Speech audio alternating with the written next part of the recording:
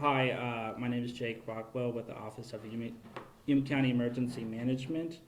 Here about 8:48 p.m. last night, Yuma County experienced a strong wind storm event with wind gusts reported up to 70 miles per hour.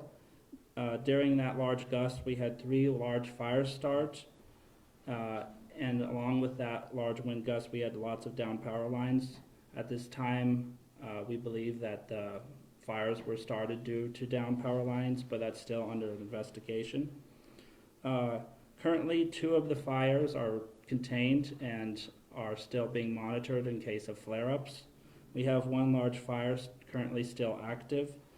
Of the 2 fires that are contained, we had one approximately of 2,000 acres, one approximately 50 acres, and the large fire that's currently still active, we are predicting of about 12,000 acres in damage. We got better. Can you go through the names of those fires for our viewers? The 3 names of the fires that Yuma County is using to identify our County Road L fire, and that one's the 2,000 acres that is contained and being monitored for any flare-ups. We have the County Road 44 fire, and that was approximate damage of 50 acres. And the large fire that's still currently active is called the County Road 33 fire, and that one we have approximate damage of 12,000 acres. Now that the sun has come out, we've gotten a better data, so we can get some better information on approximate damage in acres. At this time, we believe that some structures were damaged, but as of now, there hasn't been any major structures that were reported damaged or lost. Some of the difficulties that we are facing are with water supply. We do have a lot of agencies assisting with getting water down to the firefighters, but pumping water takes time, and we're also experiencing a lot of issues with visibility due to the damage and the acres lost. There's a lot of dirt in the air. And the wind speeds are still a major hazard for us due to them causing flare-ups and potential new fires that we're monitoring things in case any new fires do happen. We are mostly focusing on containing fires that are currently the large fire that's still active, and then monitoring the 2 fires that were put out in case of any flare-ups. And then we are currently also working on having our power supply companies getting up all of the down power lines. There are still a number of downed power lines causing outages, but we don't have that information at this time. We're going to continue to monitor and control these fires until the end of the wind event is over, and the National Weather Service has gave us a time of approximately 6 p.m. tonight. Just a couple of questions. Okay. What's the round trip for those tenders to resupply water? Well, Guesstimate? it could be anywhere from an hour to 2 hours. It depends on where they're coming from, and each agency has a preferred fill location, and that depends on what nozzle they need to fill up their truck. So, and we have closer locations if they can just pull out of a water tank. Farmers are helping us with that, but it kind of depends on the truck and what they need to, pump that water in that truck. As nozzles and all that kind of has an effect on things. And But you have to truck the water in, right? There's Yes. there aren't hydrants in the middle of the county. No, there are no major hydrants in the county. We have wells, and you can pump from wells, but again, it also depends on what kind of hookups on that well, what that fire truck is able to hook up to. Got it. So we are pumping water out of Ray and Yuma, so if trucks have to come all the way to town and fill up due to that's what they need to fill, and then that's what they're doing. But we all have a lot of agencies and a lot of local farmers helping with trucking water, and so we are making progress. I also heard that farmers helped build fire breaks by disking land. Yeah. And using other implements, I guess, to disrupt the land. Yesterday, we were making preparations for this wind event, and we made a Facebook post asking farmers to hook up their discs before the wind came.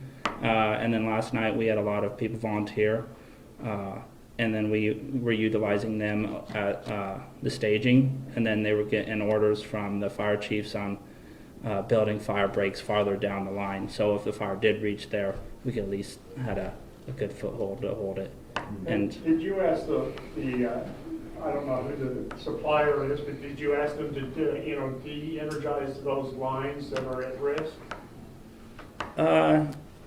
we discussed this, but it's something that hasn't been really done out here. We know that like Excel does that. It's something we might look into in the future.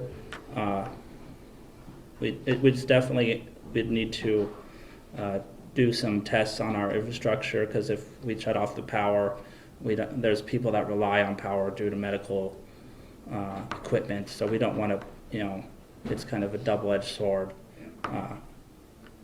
Jake, can you clarify how many people lost power? We were reporting that it was the entire town of Yuma, but I don't think it was, right? During the beginning of that storm, I believe that, was it half of Yuma? Yeah, that's what I heard. Was, half of Yuma lost power, and then all of Ray, and then Eckley's still out of power. And there's a lot of rural locations still out of power. But the best place to find that information is YW Electric. They have a map. Got it. So all of Ray lost power. Yeah, for a time, and then they got it back last night. Okay. So not Some only people still don't have power, and right. Was that right? And Egley's still out too. Yeah, there's portions. not only did you have fire damage, but you also had quite a bit of wind damage also, right? Yeah, there was a lot of trees that went down, and that also caused majority of some of the town's power outages. The tree branches falling on lines and breaking things. But I'm sure there'll be more reports of buildings blown over, but at this time we don't have that information. We are currently working on getting that information though. Not only Yuma, but Ray also. Yes, the wind event hit the whole county. Okay. And we ask that people continue to follow the Yuma County Emergency Management Facebook page. That's where we're putting updates if another fire breaks out, or if we're going to have to open up shelters, or we have asked that people email, go into the Facebook page. There is a post about reporting damage, so residents in Yuma County can report damage there. And we have CSU Extension and some of our ag partners who are reaching out to farmers and ranchers to see what they're needing at this time. But it's still a work in progress. There's still a lot of... Can you describe what kind of land it was that burned? Is it grassland? Is it wheat land? Is it farmland? More ranch land? Is it irrigated? There's a... D, all the above. Yeah, all of the above. It is, okay. There's irrigated, pasture land, all the above. CRP, which is often catches fire. So there's definitely loss of crops, I guess, or property, or this will be a setback for farmers, I guess is what I'm asking. Yeah, one thing in the fall, whenever the crops have already been harvested, they're dead most of the time, and so they catch fire easily. So hopefully most of the fall crops were out, but and then once they're in this time of the year, they're susceptible to fire because they it's already been harvested, so. Gotcha. You got any livestock numbers yet? We are working on getting those estimates on if there was any animals lost, but that's still work in progress. We're working on getting that information. You don't know of any at the moment, or do you? Not at the moment. Okay. There's been rumors, but I don't know for sure. But we're working on that. We have CSU Extension and some of our ag partners in the county. Can you give me a number on how many agencies across the Yuma County have responded to this? All of the Yuma County fire agencies and EMS agencies have been involved, and then all of our law enforcement has been involved. So, and then we've also had Kit Carson County, Colorado's assistance, Logan County, Washington County, Phillips County, and then the state has also been assisting us. So neighbors helping neighbors here. Yep. Do you feel like the fire resources that you've got and the help that you've received is adequate? Absolutely. Okay. Yeah, we just, it depends on how long this windstorm does last, and we might need more resources, but we're going to reach out to our mutual aid partners, and we've been preparing for it by sending some departments home to rest, and then they'll take over for departments if needed. And then what about the overall feeling of neighbors helping neighbors and farmers activating before the event even happened? Describe how you feel about that. Yeah, we greatly appreciate all of our farmers and ranchers' help, especially with tractors and disc and water trucks. That was a good thing to kind of make preparations before this wind event. We were hoping we wouldn't have any fires, but of course, you know, things happen, and we're grateful for all of the farmers' assistance. I have a question. You said there were 3 fires. I know last night they were listed closer to 11. Yeah, there were a lot of fires. Just small ones? There were, I've heard up to 12 reported, but when they came in, there was a lot of fires that were being reported, but they were actually the same fires, just depending on who called it in and where they said the approximate location was. Okay, so it's just the 3 main ones? Yeah, and there have been some reports that there was 2 smaller fires that combined to make 1 fire, but at that time, we don't know. It might have just been one that was just reported twice. Did you have anyone use the shelters? I know that you have 3 set up. Yeah, we had 3 set up. Well, we did have some people utilize them last night, but I know they're shut this morning. they went home to neighbor's house, or they went home to their house due to the fire was no longer a hazard in their area. Luckily, these fires have all been in real rural areas, so no major populations. So was there ever an evacuation order sent out or an emergency alert? Yeah, we did send out alert over the WIA system, so which is a federal system, and that went off in Fallons in Yuma County, and we paged it out to say, be aware of fires.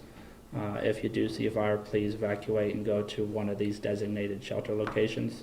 We kind of paged it out that way because there was so many fires starting at the time. It was like, well, we don't want to specifically focus on one location because there's a character limit, so you can only put so many characters in the message.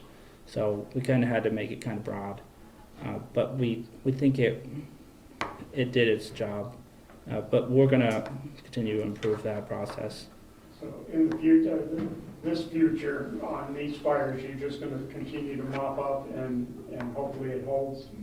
Yeah. Even during these next 2 days of wind events, right? Yep. We're going to continue to monitor the 2 fires that are contained and make sure there's no flare-ups.